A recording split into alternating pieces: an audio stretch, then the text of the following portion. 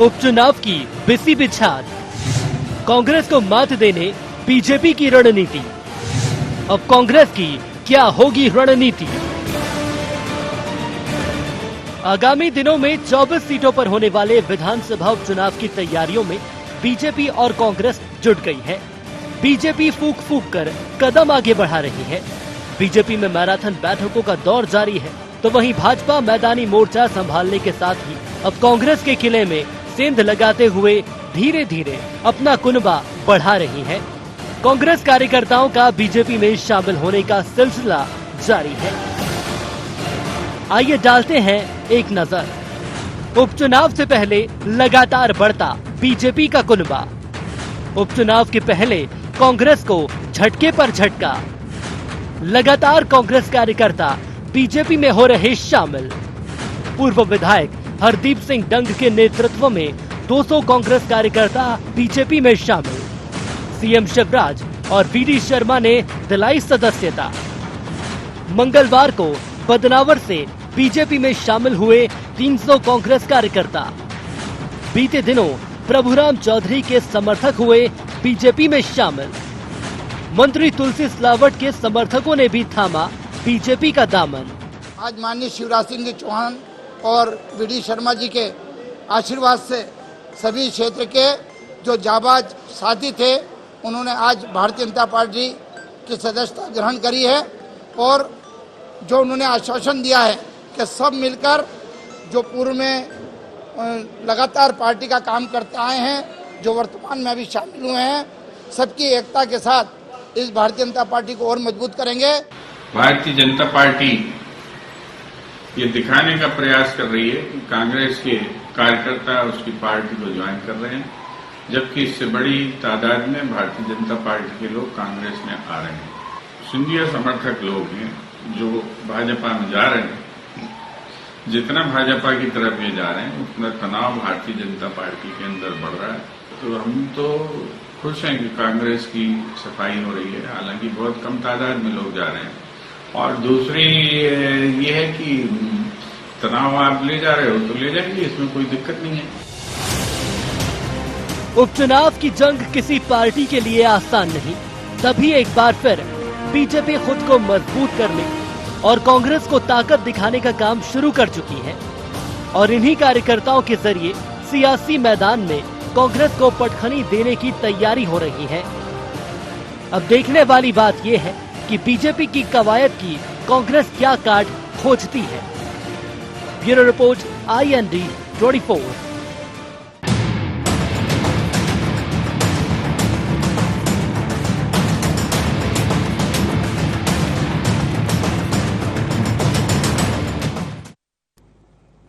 नमस्कार, sharp eight 7 में आप सबका स्वागत है। मैं हूं आपके साथ मुक्ता पाठक।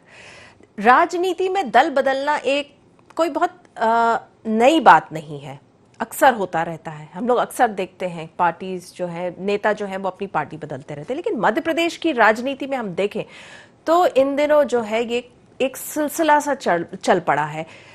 पिछले दिनों जो है ज्योतिरादित्य सिंधिया और उनके साथ 22 समर्थक जब उन्होंने कमल को थामा तो एक भूचाल सा आ गया राजनीति में। मध्य प्रदेश की राजनीति में सत्ता परिवर्तन ही हो गया और अब हम पिछले कई दिनों से देख रहे हैं कि लगातार सिंधिया समर्थक जो हैं वो एक एक करके अपने समर्थकों को बीजेपी में शामिल कर रहे हैं। अब बीजेपी में शामिल तो हो रहे हैं, बीजेपी का कुनबा बढ़ रहा है, लेकिन इसके साथ साथ बीजेपी के सामने चुनौतियां भी बहुत सारी है।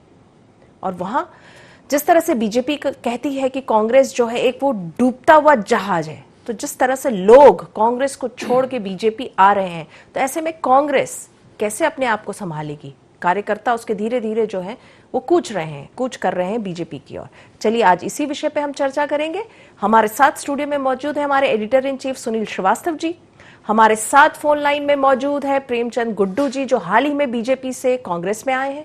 और मेरे साथ हैं पूर्व विधायक बीजेपी से चौधरी मुकेश सिंह। आप सबका शार्प एट 7 में बहुत बहुत स्वागत है। सबसे पहले तो मैं आप ही के पास आऊंगी प्रेमचंद गुड्डू जी। हालांकि आपने बीजेपी को छोड़ा है, आप कांग्रेस में आए हैं, लेकिन कांग्रेस से लगातार हम देख रहे हैं, हम लोग पिछले कई दिनों से देख रहे हैं कि लगातार आपके कार्यकर्ता जो है बीजेपी में आ रहे हैं, वहां के सदस्यता ग्रहण कर रहे हैं। क्या कहेंगे आप?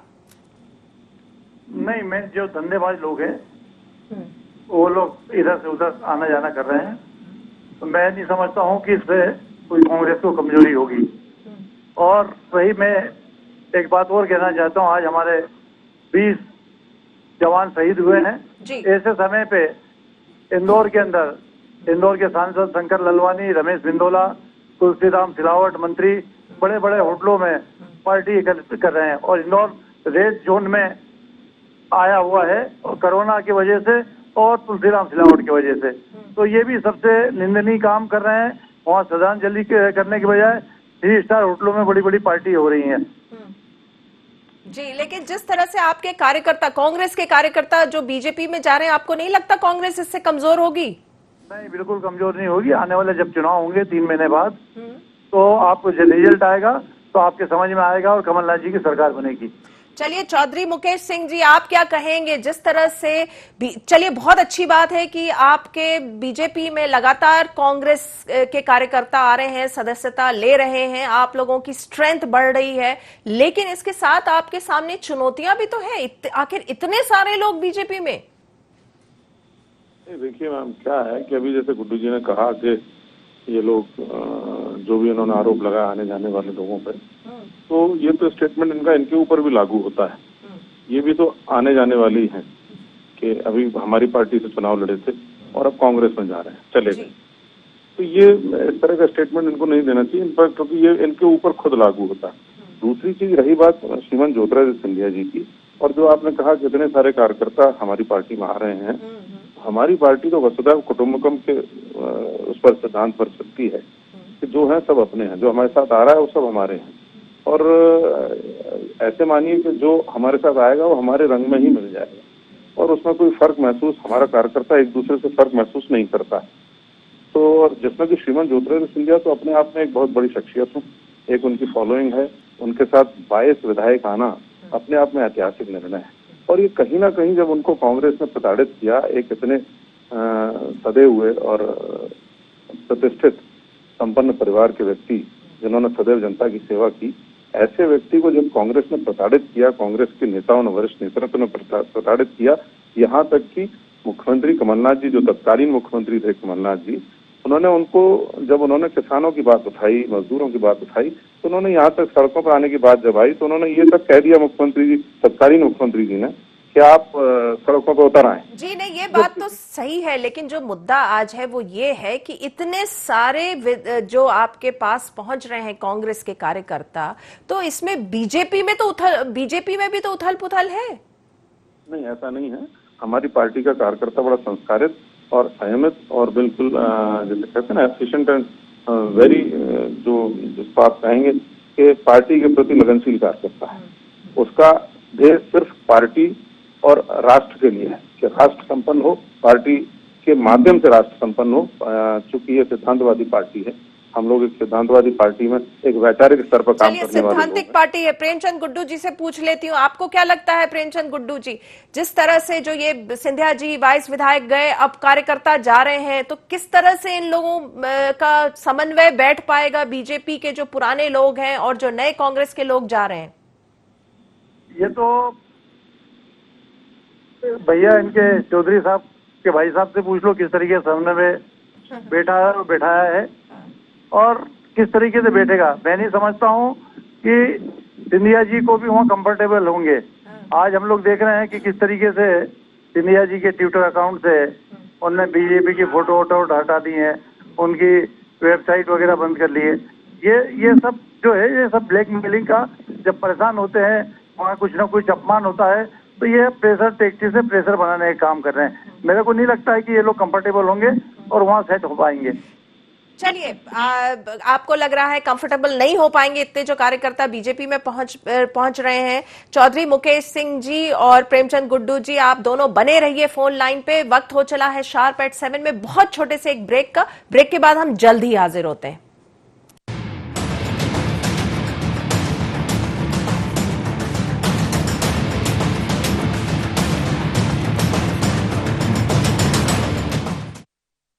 बाबा इलायची को जैसे चखा तो लगा कि लाइफ के हर टेस्ट में होना चाहिए प्लेजर।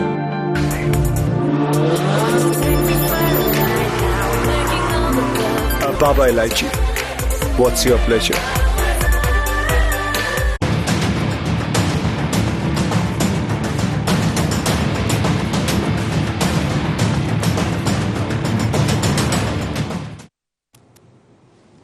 ब्रेक के बाद आप सबका एक बार फिर से स्वागत है। हमारे साथ फोन लाइन में है प्रेमचंद गुड्डू जी और चौधरी मुकेश सिंह जी। आप लोग बने रहिए। मैं स्टूडियो में सुनील श्रीवास्तव जी जो हमारे एडिटर इन चीफ हैं उनसे पूछती हूँ। आपने सुनील जी अभी सुना, दोनों नेताओं को सुना, और आप जिस तरह से अपन लोग लगातार खबर भी दिखाते आ रहे हैं कि जिस तरह से जो है कांग्रेस से लोग जो बीजेपी का दामन थाम रहे हैं, आपको क्या लगता है बहुत बड़ी चुनौती है?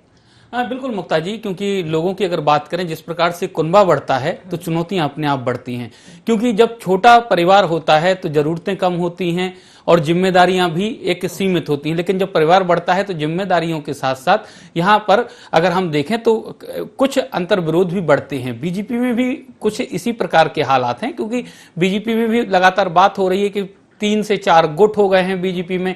जो सिंधिया समर्थक गए हैं वो भी एडजस्ट करने में उनको भी परेशानी का सामना करना पड़ रहा है। और जिस प्रकार से प्रेमचंद गुड्डू जी की बात करें या फिर मुकेश जी हैं, तो मुकेश जी के बड़े भैया चौधरी राकेश सिंह साहब खुद कांग्रेस से बीजेपी में गए थे और फिर वापसी उनकी कांग्रेस में हुई है। तो दोनों ही परिवारों को, मैं तो यहाँ परिवार की बात करूंगा कि दोनों ही परिवारों को, दोनों ही पार्टियों का अनुभव है कि किस पार्टी में कैसा बर्ताव कार्यकर्ताओं के साथ या फिर निष्ठाओं के साथ होता है।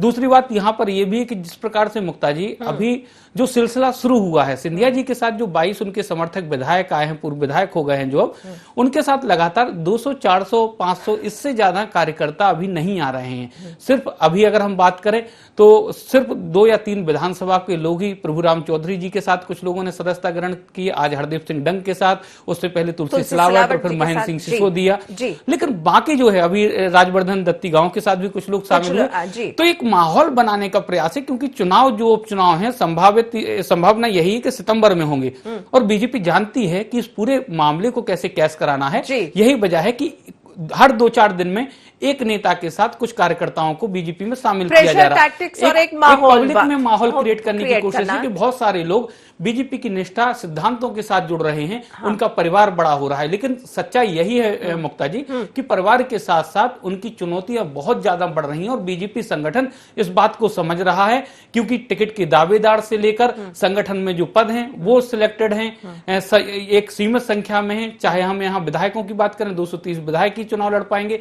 तो कुल मिलाकर जो दायरा तो बढ़ रहा है, लेकिन उसके साथ चुनौतियां भी बढ़ रही हैं कि इन लोगों को एडजस्ट कैसे करेंगे, इनको जवाबदारियां कैसे दी जाएंगी। जी चलिए प्रेमचंद गुड्डू जी आपसे पूछ लेती हूं, जैसा अभी सुनील जी ने कहा कि कहीं ना कहीं है कि ये माहौल बना रही है बीजेपी, जिस तरह से हर थोड़े दिन में थोड़े थोड़े कार्यकर्ता आ रहे हैं, ज्वाइन कर रहे हैं बीजेपी, तो एक माहौल, एक मैसेज देने की कोशिश कर रही है कि कांग्रेस जो है अब वो डूबता हुआ जहाज सा है, जो बार बार बीजेपी कहती है कि देखिए वहां से छोड़ छोड़ के लोग बीजेपी की ओर आ रहे हैं। तो आपको लगता है ये माहौल बनाने की कोशिश है, क्योंकि अब उपचुनाव भी नजदीक है? निश्चित तौर से माहौल बनाने का काम कर रहे हैं, लेकिन इससे कहीं कोई मजबूती इनको नहीं मिलेगी और कांग्रेस और इससे ज्यादा शक्तिशाली धंधेबाजों से मुक्ति होगी और ज्यादा शक्तिशाली होगी, उभरेगी, नए लोगों को एकोमोडेट कर पाएंगे। लेकिन देखिए इससे पब्लिक परसेप्शन तो बदलता है ना, तो पब्लिक में तो ये मैसेज जा रहा है ना कि कांग्रेस से लोग जा रहे हैं, तो कांग्रेस उसको डील करने की क्या कर रही है? कुछ कांग्रेस ने कुछ रणनीति तैयार की है इससे डील करने के लिए? नहीं, इसमें मैं अभी लोगों को दुपट्टे पहना दिए, बुला के किसी को कावड़ यात्रा के नाम पे इंदौर में पहना दिए हैं रमेश बिंदोला और सब लोगों ने मिलके। और जब आए तो दूसरे दिन ही जब मैं गया दौरे में, तो वही सब जो सरपंच है जिनको बुलाया गया था कि हमें कावड़ यात्रा जो निकलती है उसके संदर्भ में गोलू शुक्ला ने बुलवाया था और तो ये दुपट्टे पहना दिए। और दूसरे दिन सभी लोगों ने खंडन किया था, करीबन जितने लोग थे सभी लोगों ने उस चीज का खंडन किया, सोशल मीडिया से लेके मीडिया में वो है बीच में। चलिए महेश परमार जी भी हमारे साथ जुड़ गए हैं, स्वागत है आपका शार्प एट 7 में। आप क्या कहेंगे जिस तरह से अभी बीजेपी में बार बार कांग्रेस के कार्यकर्ता धीरे धीरे करके आ रहे हैं, बढ़ती जा रही है उनकी स्ट्रेंथ, क्या लगता है आपको इसके पीछे की क्या रणनीति है बीजेपी की? इसमें कोई रणनीति नहीं है, भाजपा की एक षड्यंत्र है।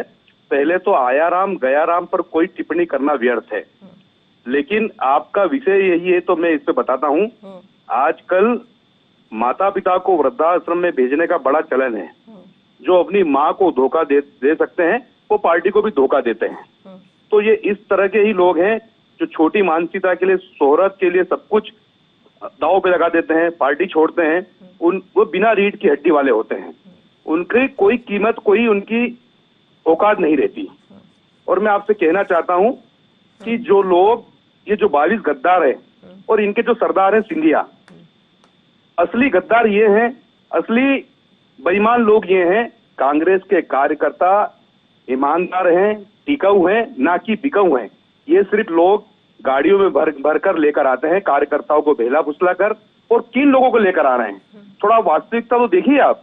सिर्फ भारतीय जनता पार्टी और शिवराज सिंह चौहान जी ये षड्यंत्र कर रहे हैं।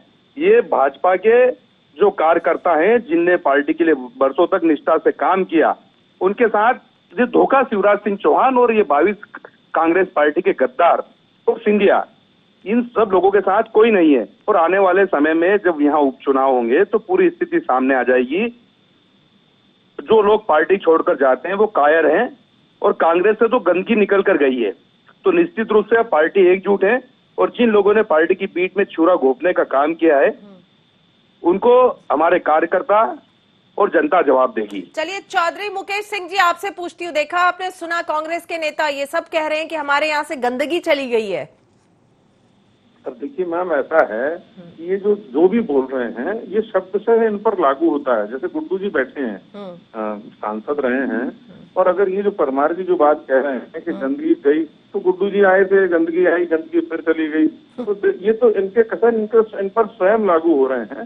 बाकी रही बात श्रीमन सिंधिया जी के ऊपर कमेंट करने का इनका, सिंधिया जी के लिए, मतलब सिंधिया जी के नाम पर चुनाव लड़ी कांग्रेस, सिंधिया जी के लिए वोट लोगों ने दिया उस समय हमारे अंचल में।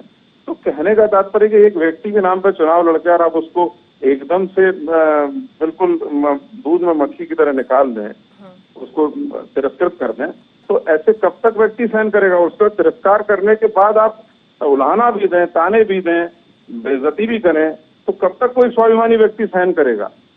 और रही बात उनके साथ आए हुए सम्मानी विधायकों का है कि उनके प्रति निष्ठा थी, वो सदैव उनके साथ जुड़े रहे, उनके साथ उनका राजनीतिक जीवन था लंबा।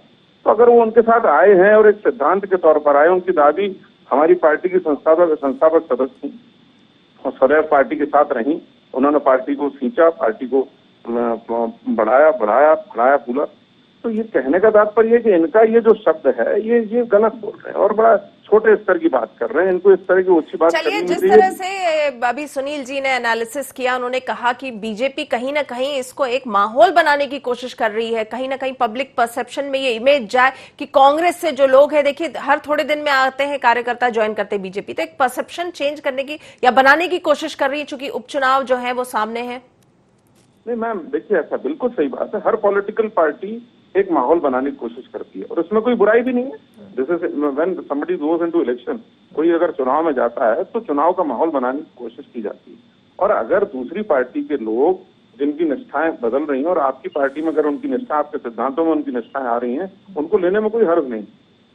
रही बात कांग्रेस की स्थिति एक रेड जोन जैसी है, कोरोना का रेड जोन हो गया है कांग्रेस।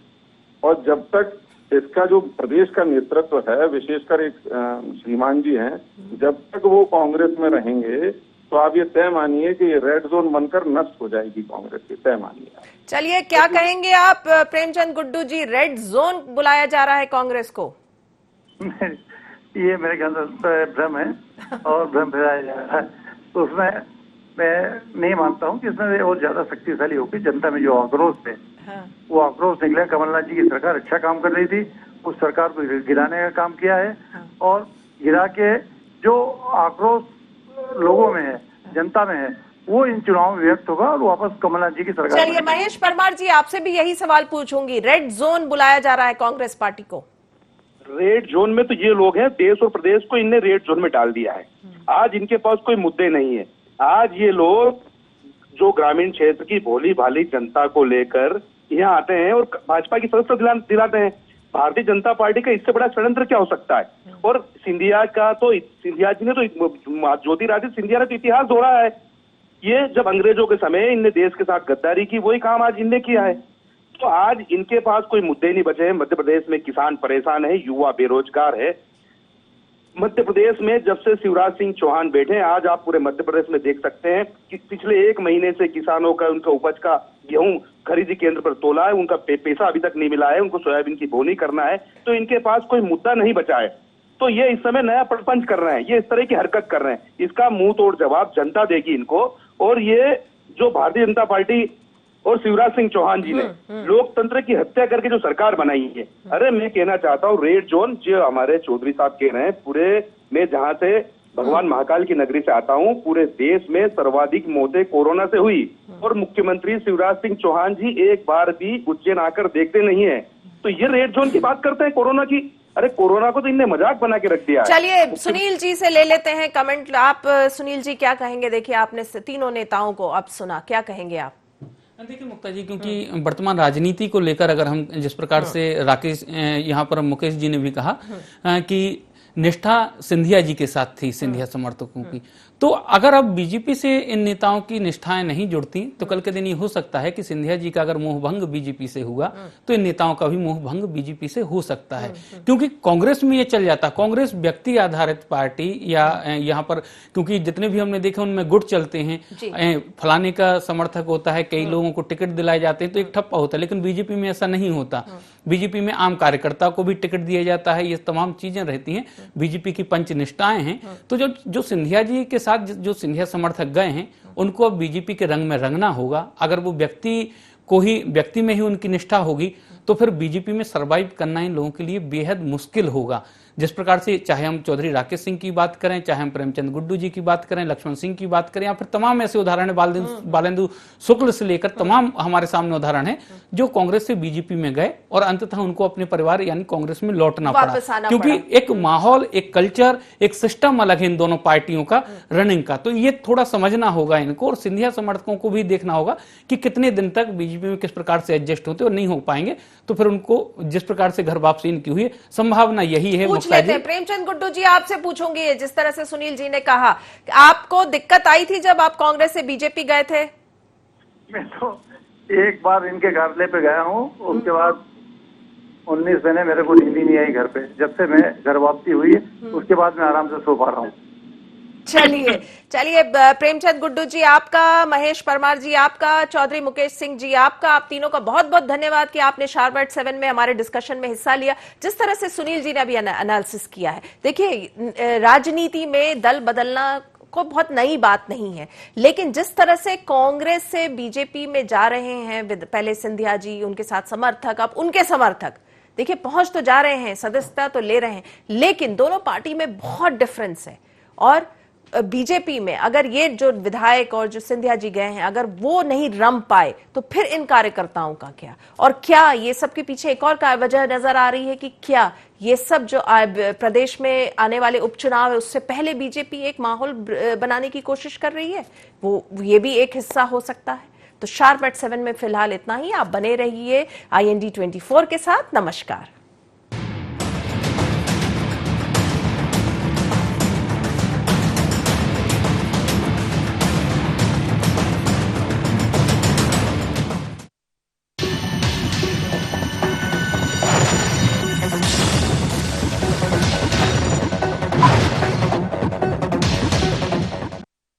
बाबा इलायची को जैसे चखा तो लगा कि लाइफ के हर टेस्ट में होना चाहिए प्लेजर।